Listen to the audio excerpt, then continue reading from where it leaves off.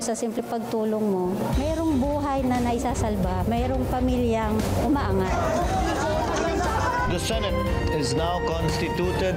At ito ang mismong Chinese Coast Guard. Napakinggan ni PBBM. 6 na milyong balotang gagamitin. Sa A to Z, kumpleto tayo.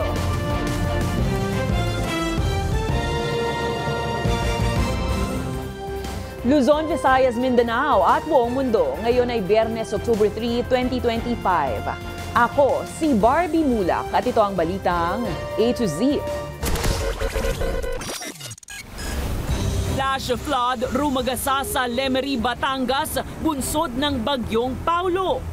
Ang latest sa sama ng panahon, tutukan. Trauma ng lindol sa Cebu, sariwa pa rin sa mga survivor.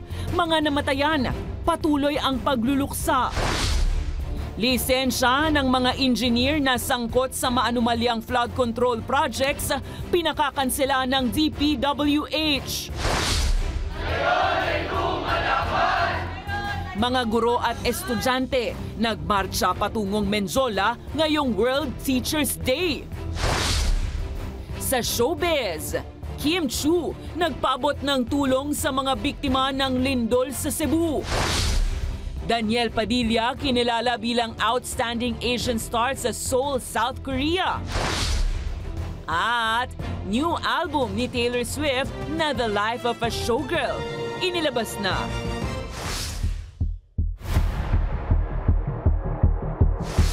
Magandang gabi pambungad sa ating newscast. Nananatili ang lakas ng bagyong Paulo habang kumikilos pa kanluran, hilagang kanluran sa West Philippine Sea. Nasa 115 kilometers kanluran, hilagang kanluran ng Bacnotan, La Union ang sentro ng bagyo. Taglay ang hanging umaabot sa 110 kilometers per hour at pagbugso na 135 kph. Magdudulot naman ng malakas na ulan at hangin ng outer rain bands ng bagyo. Abot yan dito sa Metro Manila, Calabarzon, Bicol, Visayas at Mindoro. Pinagbabawalan pa rin ang paglalayag sa mga karagatan sa Hilagang Luzon. Inaasahan namang lalabas ng Philippine Area of Responsibility ang bagyong Paulo mamaya na po o umaga ng Sabado at maaari namang muling mag-intensify bilang isang bagyo. Mula North at Central Luzon hanggang sa Southern Tagalog Region, naramdaman ang hagupit ng bagyong Paulo. Ang eksena, iisa, rumaragasang baha. Narito ang ating balitang A to Z. Ito ang eksena sa Dinapigue, Isabela, Biyernes ng umaga nang maglandfall rito ang bagyong Paulo. Sa lakas ng ulan, kinailangang magbukas ng 6 na spillway gates ng Magat Dam. Pero kahit nasa North Luzon ang mata ng bagyong Paulo, halos buong Luzon Island ang nakaranas ng hagupit nito. Sa Kasiguran, Aurora, nakunan ng isang netizen ang lakas ng hangin na tinatangay ang bumabagsak na ulan. Niragasa naman ng baha ang Dingalan, Aurora, habang sa kabilang panig nito ay nagka-landslide. Nagmistulang ilog naman ang mga kalsada sa Mariveles, Bataan dahil sa abot dibdib na ragasa ng tubig. Kaya ang mga residente kinailangan ng magbaba ng lubid at nagtulong-tulong para makatawid. Stranded! Habang sa bayan naman ng Bagak, na-stranded ang ilang motorista dahil sa lakas ng daloy ng kulay putik na baha. Gana, was out na yung halaman ko. Problemado rin ang ilang netizen sa kanilang mga tanim na nalunod na sa tubig. Mistulang waterfalls naman ang tindi ng agos ng tubig sa bayan ng Natividad, Pangasinan. Binaha rin ang National Highway sa San Felipe, Zambales. Sa Southern Tagalog naman, sa Lemery, Batangas. Napadasal na lang ang ilang residente dahil sa tindi ng pag-uulan. Sa kabila ng masamang panahon, wala namang naitalang casualty sa paunang ulat ng disaster officials dahil sa bagyong Paulo. Apo, Camerina.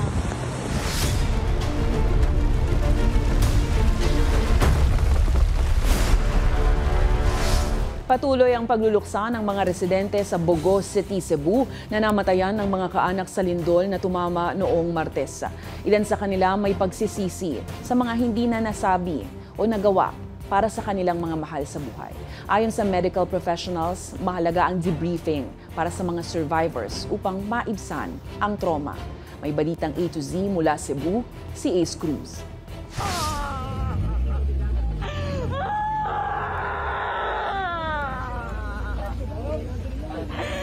Hindi mapatahan ng medical professionals at rescuer ang hagulgol ni Eliza nang makita ang bangkay ng ama. Isang kanyang ama sa mga nasawi sa magnitude 6.9 na lindol sa Cebu nitong Martes, September 30. Isang araw lang din matapos na mag-birthday ang kanyang ama. I didn't know how to feel na umiyak na lang ako kasi wala na tatay ko yung... Magkasama ang kanyang ama at 14-year-old niyang bunsong kapatid nang tumama ang lindol kaya't nagtago muna sila sa ilalim ng mesa. They were trapped underneath the Nara table. Concrete block was on top. Our firewall was on top. Then our tanke was also on top of them. So they were very trapped, Jud. Nadala pa sa ospital ang bunso niyang kapatid at nasa stable ng kondisyon. Pero wala ng buhay ang kanilang ama nang matagpuan. He was saying sorry to my brother na di na niya kaya. Ganon, oh. I feel sorry for my brother ba. He had to go through that. Witness my father passing na sila lang dalawa. 12 oras nang lumipas bago ma-retrieve ang bangkay ng kanyang ama kaya't closed casket nang ibinurol. Hinihintay pa ni Eliza ang pag-uwi ng kanyang OFW ina. Sa ngayon, hiling ni Eliza. I wish na nagaksan ko pa yung I hugged my father pa. And I told him I loved him.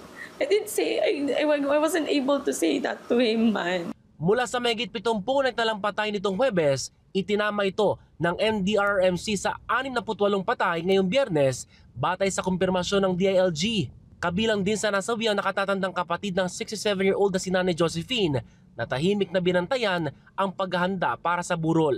Anya, hindi na natupad ang hiling ng kanyang ate na makita sila. Sabi niya, hindi ka magpunta sa amin. Naku, kapoy talaga magkuhaan ba, commute. Hintayin ko lang anak ko pupunta dito. Hindi siya, di kita magkita. Ito lang ang kanyang salita. Lungkot. Hindi siya nagparamdam kahit maliit. Namatay ang kanyang kapatid nang mag-collapse ang bahay. Ayon sa psychologist na si Dr. Raul Ganya, makabubuting sumailalim sa debriefing ang mga nakaranas ng sakuna upang maibsan ang trauma. Na pumapasok yung trauma na hindi nila nakakalimutan, hindi na sila nakakatulog. Yung takot nila palagi na baka maulit ito, na konting may yanig lang ay ang feeling nila, naku, ito na naman siya. Anya, makatutulong ang mental health professionals sa pagproseso ng epekto ng trauma, lalo na sa mga namatayan. Yung resilience, nagdidepende siya sa tao. May mga tao na mabilis makaka-move on, may mga tao na linggo, yung iba buwan, yung iba taon, at magdidepende po ito sa laki ng nawala sa kanila. Sa ngayon, sariwa pa sa mga survivor ang pinagdaan ng sakuna at ang matinding dagok na mawalan ng mahal sa buhay. Una nang tiniyak ng National at Provincial Government ng Cebu na tinutugunan nila ang pangangailangan ng mga biktima ng lindol kabilang ang psychosocial support. Para sa balitang A to Z, Ace Cruz, Bogo City, Cebu. Nangihingi na ang ilang residente sa Bogo City, Cebu ng pagkain at tubig na may inom. Ilang araw nga matapos tumama ang magnitude 6.9 na lindol. May hawak ang ilan ng karatula habang nasa kalsada para makita ng mga sasakyang papunta ng Ground Zero. Samantala, tuloy-tuloy naman ang dating ng relief goods mula sa ibang lugar sa probinsya, pero naantala dahil sa traffic. Kaugnay nito, pinabulaanan ni Cebu Governor Pam Bari 4 na kailangan umano ng permit para magdala ng relief goods. Anya, hindi kailangan ng anumang permit. May ilang senador naman ang nagpaabot ng tulong, gaya ni na Senator Bongo na personal na nagpunta sa probinsya, maging si Senator Erwin Tulfo. Kailangan namin po bigas, kahit konting tulong lang, kahit konti. Wala kaming makain eh. Ikinababala ngayon ng mga residente sa San Remigio, Cebu ang malaking sinkhole na lumitaw matapos ang nangyaring 6.9 magnitude na pagyanig sa lugar. Ayon sa mga residente, nakita nila ang malaking bakanteng lote sa Purok, Siniguelas sa Barangay Poblasyon. Patuloy naman na iniimbestigahan ng mga otoridad ang natuklasang sinkhole. Samantala, iniimbestigahan na ng Department of Labor and Employment ang reklamo ng ilang BPO workers sa Cebu na tila pinababalik agad sa trabaho matapos ang nangyaring magnitude 6.9 na lindol nitong Martes. Base sa mga reklamo, sa pilitan umanong pinabalik ang ilang empleyado para tapusin ang kanilang shift sa trabaho. Habang ang iba, ipinagsumite pa ng paliwanag dahil sa pag-uwi sa kani-kanilang tirahan matapos ang pagyanig. Giit ni Dole, Secretary Bienvenido Laguesma, prioridad dapat ang kaligtasan ng mga empleyado sa gitna ng sakuna. Naghahanda na ang PhilHealth na mas palawakin pa ang hospitalization coverage para sa mga biktima ng 6.9 magnitude na lindol sa Cebu. Ayon kay Health Secretary or Health Spokesperson Assistant Secretary Albert Domingo, tinitingnan ng PhilHealth na ma-zero balance billing ang mga pasyente, hindi lang sa mga DOH accredited hospitals, kundi posible rin sa mga pribadong ospital. Sa datos, higit 113 na pasyente ang nananatiling nakakonfine sa mga ospital sa Cebu. Nagpadala naman na ang DOH ng 1 milyong pisong halaga ng gamot sa mga ospital para habang nakatanggap din ang ahensya ng mga report hinggil sa mga nasirang barangay health station at rural health units sa iba't ibang bayan. Dumadagsa po ang pasyente dahil maraming mga injuries, asek-alan. Mabuti naman ang balita na hindi naman po mataas ang bilang ng mga critically ill. Ibig sabihin, marami po dito mga gasgas, mga nagkaroon ng pasa at nagagamot po kaagad. Kaya Arestado ang isang babae na nahuling nagbebenta ng mga family kits ng DSWD sa Tondo, Maynila. Ayon sa CIDG-NCR, nasabat mula sa warehouse ang nasa 6,000 kahon ng DSWD family kits na may tatak pang not for sale. Abot sa halos 15.5 million pesos ang halaga ng mga illegal na ibinebentang DSWD family kits. Naharap ang suspect sa paglabag sa RA 10121 o Philippine Disaster Risk Reduction and Management Act of 2010 at illegal use of insignia.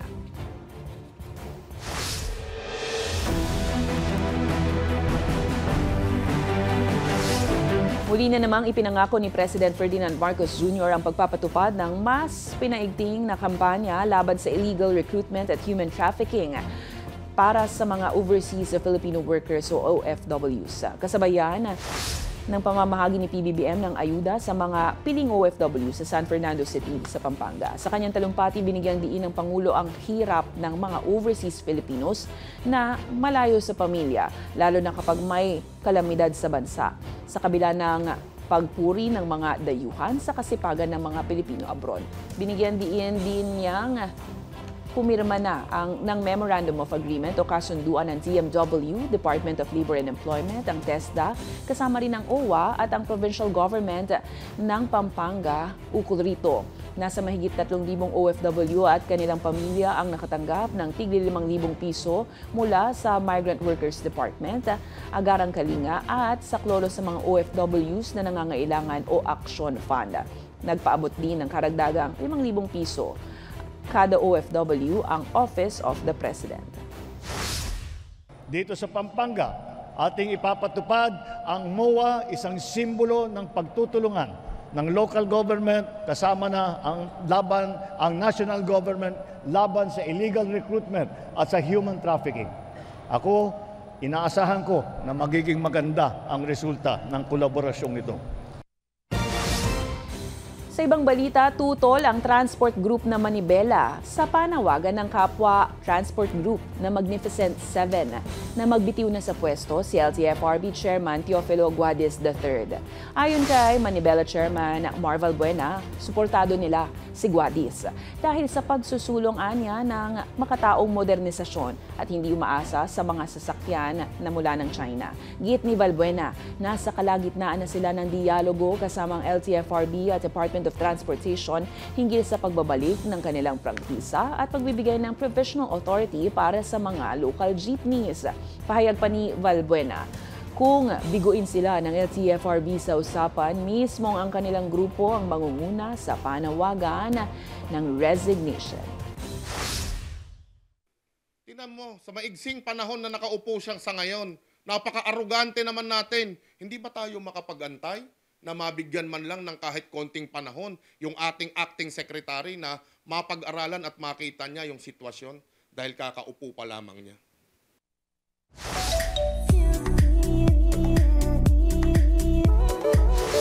Personal na nagpaabot ng tulong ang TV host actress na si Kim Chiu sa mga biktima ng magnitude 6.9 na lindol sa probinsya ng Cebu. Sa kabila ng abalang taping schedule, namataan si Kim na bumili ng construction materials para sa mga residente ng Bogo City at San Remigio.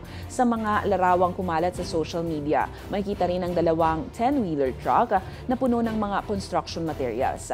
Tiniyak ng aktres na maipapamahagi ang mga materyales sa mga pinaka-apektadong lugar para makatulong sa agarang rehabilitasyon ng mga nasirang kabahayan. Umani naman ng papuri mula sa publiko ang pagtulong ni Kim sa mga nasalanta. Susunod, lisensya ng mga Bulacan engineer na sangkot sa anomalya, pinakakansela ng DPWH sa PRC. 2 patay, 3 sugatan sa pananaksak sa UK. Abangan ang kumpletong ulat sa pagbabalik ng Balitang A to Z.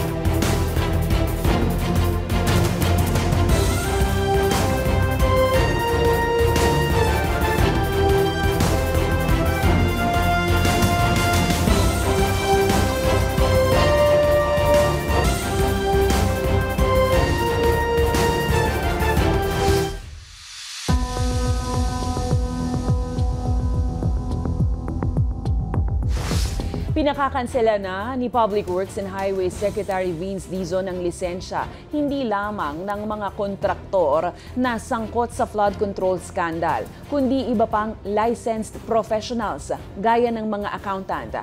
Anya paraan ito para matigil na ang korupsyon sa ahensya at maibalik ang pera ng taong bayan. Ni-refer na rin ng ahensya sa Philippine Competition Commission ang kaso ng bid rigging ng mga opisyal at kontratista. Ang Balitang A to Z hatid ni Naomi Almohano. Ipinakakansela na ng Department of Public Works and Highways sa Philippine Regulation Committee ang lisensya ng lahat ng engineers at licensed professionals na sangkot sa anomalya sa infrastructure projects sa bansa. Kabilang dito ang nasa 20 DPWH personnel na nauna na ring sinampahan ng kaso sa Office of the Ombudsman. Bukod sa mga engineer, pinare-revoke din ni Public Works Secretary Vince Dizon ang lisensya ng mga sangkot na accountants at architects. Kailangan may accountability. No? Hindi lang accountability ng mga contractor, pero accountability din ng mga professional officials and employees ng DPWH. Kasabot sila sa sa pagnanakaw ng pera ng tao at kailangan managot sila doon. Kasama rin sa mga pinakakanselang lisensya ang Kinabulacan 1st District Engineer Henry Alcantara at Assistant Engineers JP Mendoza at Bryce Hernandez. Palagay ko dito sa nangyari to medyo mabigat to dahil sa taong bayan sila nagkasala, hindi lang naman ho sa PRC, di ba? Ayon sa PRC, ipoproseso nila sa lalong madaling panahon ng kanselasyon, lalo't komprehensibo ang mga isinumiting ebidensya ng DPWH.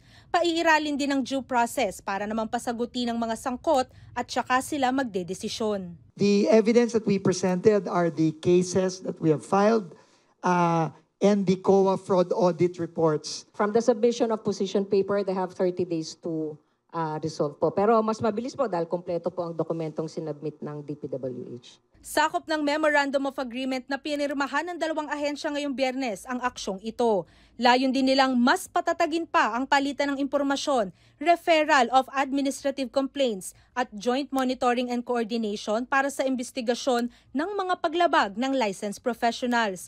Kaugnay niyan, dumulog din sa Philippine Competition Committee ngayong Biyernes si Dizon para naman personal at formal na i-refer ang 12 kaso ng bid manipulation at rigging. Ito'y para rin sa paghahain ng karampatang kaso. Ang main purpose niyan is ma-penalize yung mga contractor para mabawi natin ulit yung pondo ng naninakaw nila.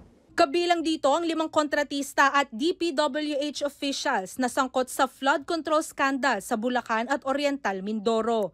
Para sa Bulacan, Wawaw Builders, IM Construction Corporation, Sims Construction Trading, St. Timothy Construction Corporation na pagmamay-ari ng mga diskaya at DPWH Bulacan 1st District Engineering Office. Habang sa Oriental Mindoro naman, Sunwest Incorporated ni Zaldico at mga opisyal ng DPWH Regional Office 4B. Sakaling mapatunayang guilty, tinatayang 110 hanggang 250 million pesos ang kanilang dapat bayaran kada offense. Habang posible namang pumalo sa tinatayang 300 bilyong piso ang penalty na babayaran ng mga diskaya. Dahil yan sa umano'y bid rigging nila sa mahigit 1,000 nilang proyekto mula 2016 hanggang ngayong taon. Para sa Balitang A to Z, Naomi Almojano. Nagmarcha ang grupo ng mga guro at estudyante sa Maynila bilang paggunita sa World Teachers Day. Nag-walkout rin ang ilang propesor bilang pakikiisa sa pagkilos. Reklamo ng kaguruan ang anilay kulang na pondo sa sektor ng edukasyon at maging sa kanilang benepisyo sa gitna yan ng malawakang korupsyon sa gobyerno. Si Kim Salinas may balitang A to Z.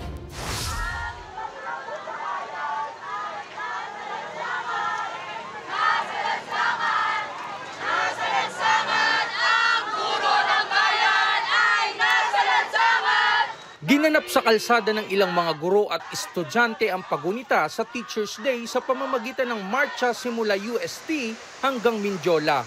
Hindi alintana ang malakas na buhos ng ulan basta maiparating ang kanilang mga hinaing. Rain or shine, tuloy na tuloy ang laban ng mga gurong bitbit yung aming mga panawagan para sa desente at nakabubuhay na sahod. Reklamo ng teacher na si Ruby ang hindi na ibibigay ng mga benepisyo para sa kanila. Habang kinakapos yung aming sahod at habang binabarat yung mga benepisyo namin, napakatagal, ay nakakagalit na merong limpak-limpak na perang sinasayang at binubulsa ng iilang tao at politiko. Reklamo nila, maging ang city share ng local government units na para sa teachers allowance ay kakarampot din at wala pa umanong 10% ng mga guro ang nabibigyan nito. Depende pa sa Internal Revenue Allotment o IRA ng bawat syudad. Nakiisa naman sa walkout ang ilang propesor ng mga universidad. Kung saan ang pinapanawagan ay 50K dapat ang teacher 1. So yan ang basic ed teacher. Dito naman sa universidad yung ating salary fight network, gusto natin na iangat ang entry level na instructor. Ang salary grade nila ay SG16. Ayon pa sa UP Academic Employees Union, hindi dapat utay-utayin ang kanilang mga benepisyo. Kasi yung natatanggap natin na aumento sa sahod sa administrasyon, pang-inflation lang, parang barya lang, yung EO64. So sa amin, kailangan talagang itaas ang sahod ng guro. Sumama rin sa pagkilo sa mga estudyante ng UP College of Education para kalampagin ang Administrasyong Marcos. Danas na danas namin yung kakulangan ng pondo sa edukasyon na ngayon na ilalantad na napupunta pala sa korupsyon. Kami mga estudyante ay nag-aagawan sa units, nag-aagawan sa dorm slots, nag-aagawan kami sa oportunidad para magkaroon ng kalidad na edukasyon. Sa Mindiola, sabay-sabay na inawit ng mga guro at estudyante ang kanilang jingle na panggising nila sa mga opisyal sa harap ng malawakang korupsyon sa bansa. Para sa Balitang A to Z, Kim Salinas. Binanatan ng tagapagsalita ng trillion peso movement ang anila tila selective amnesia o sinasadyang pagkalimot ng mga individual na dawit sa maanumalyang flood control scandal. Ayon kay Attorney Howard Calleja, tilaan niya may pinoprotektahan ang mga resource person na naimbitahan sa mga isinagawang congressional inquiry patungkol sa flood control scandal. Giit ni Calleja, ang tunay na laban ay para sa accountability at transparency at hindi dapat para sa politikal na interes. Ang red flag dito talaga is the corruption or this fight for accountability and transparency should not be pegged on any political personality. Dapat nga wala tayong sasantuhin. Dapat lahat sila, whether they are Pink, Marcos, Duterte, green, blue, and white.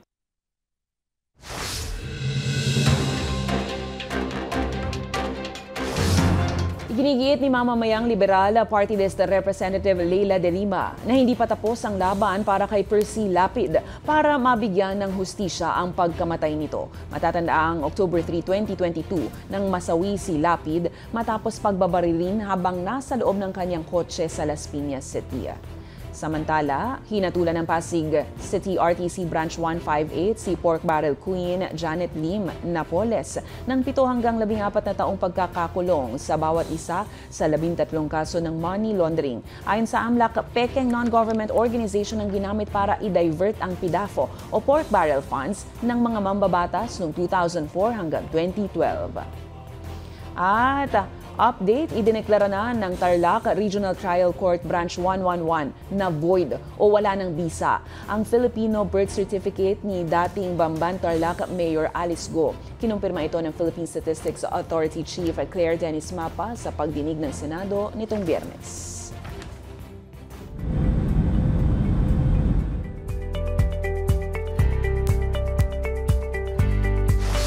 Patay ang 2 lalaki, 3 ang malubhang nasugatan sa isang terror attack sa labas ng isang synagogue sa Manchester, England, kasabay ng pagdiriwang ng Yom Kippur.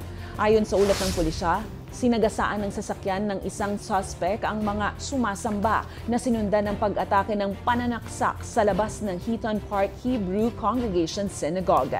3 suspect pa ang inaresto dahil sa pagkakasangkot sa terorismo. Kinundena naman ni British Prime Minister Keir Starmer ang atake na tila target ang mga Jewish residents ng lugar. Habang iginiit na patuloy na nangangailangan ng 24/7 security ang mga synagogue at paaralan sa gitna ng tumitinding anti-Semitic na mga banta.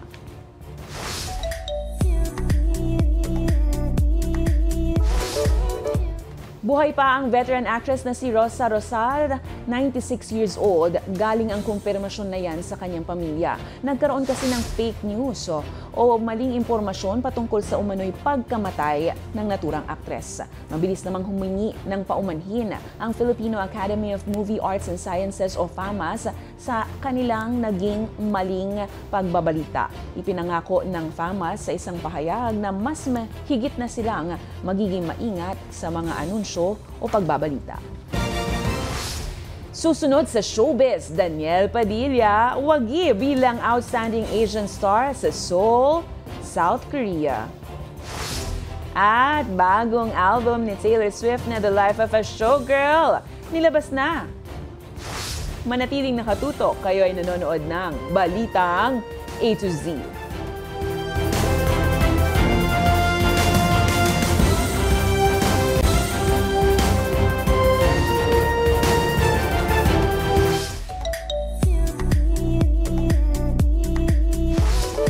Naiuwi ng kapamilya actor na si Daniel Padilla ang Outstanding Asian Star Award sa 2025 Seoul International Drama Awards para sa series na Incognito. At Taylor Swift, inilabas na ang kanyang latest album na pinamagatang The Life of a Showgirl. Ang chika sa Balitang A to Z Showbiz ni Lynn Garcia. Mama, I made it! Ito ang saad ng aktor na si Daniel Padilla sa kanyang acceptance speech matapos magwagi bilang Outstanding Asian Star sa 2025 Seoul International Drama Awards na ginanap sa KBS Hall sa Seoul, South Korea nitong Huwebes, October 2. Ang nasabing pagkilala dahil sa mahusay niyang pagganap bilang si Andres Malvar aka Wolf sa action drama series na Incognito. Bukod dyan, bumida rin ang aktor sa red carpet, suot ang kanyang sleek all-black suit at stylish eyewear. Si Daniel Padilla na ang ika-4 na sunod na kapamilya star na nagkamit ng karangalan mula sa Seoul International Drama Awards matapos gawaran sina Bel Mariano noong 2022, Catherine Bernardo noong 2023 at Kim Chiu nitong 2024. Sa huli, pinasalamatan ng aktor ang lahat ng taong nagbigay ng suporta sa kanya at nagpursige para makamit ang matamis niyang tagumpay. Good evening, everyone. First and foremost, thank you, Lord. I'm truly honored to be here tonight to receive this award. Thank you so much, Seoul International Drama Awards, for this recognition. I want to thank my Incognito and Star Creatives family. I also want to thank my friends and my family for their endless support and unconditional love. Mama, I made it. Thank you for your continued support and unwavering love. Kayo ang dahilan kung bakit ako nandito. Maraming salamat. The showgirl era begins. Inilabas na ng American singer-songwriter na si Taylor Swift ang kanyang bagong album na The Life of a Showgirl ngayong Biyernes, October 3. Tampok dito ang 12 songs, kabilang na ang title track na collaboration nila ng American singer Sabrina Carpenter. Kasabay niyan, may shared post rin si Taylor sa kanyang social media for the latest promotion ng kanyang album. Matatandaan kamakailan lamang ng mag-surprise announcement si Taylor sa kanyang album sa pamamagitan ng podcast ng kanyang fiancé na si Travis Kelce. Para sa balitang A to Z Showbiz, Lane Garcia. Kung kayo ay may kwentong kakaiba, mga kwento ng pag-ibig o storya ng inspirasyon at pag-asa, maaari itong ibahagi. Sumali sa ating Facebook group na Balitang A to Z. Panoorin ang replay ng ating programa at sundan ang ating social media pages. Hanapin ang Balitang A to Z. Ang ating pabaong quote of the night ngayong Biyernes ay mula sa manunulat na si Steve Maraboli. Ang sabi niya, hindi nagiging madali ang buhay o nagiging mas mapagpatawad. Tayo ang nagiging mas malakas at mas matatag. At yan po ang mga balita at impormasyon, mga kwentong may dalang inspirasyon na tinutukan ng Balitang A to Z. Ako si Barbie Mulak, maging maalam, pakialam. Magandang gabi sa iyo, Pilipinas. Happy weekend!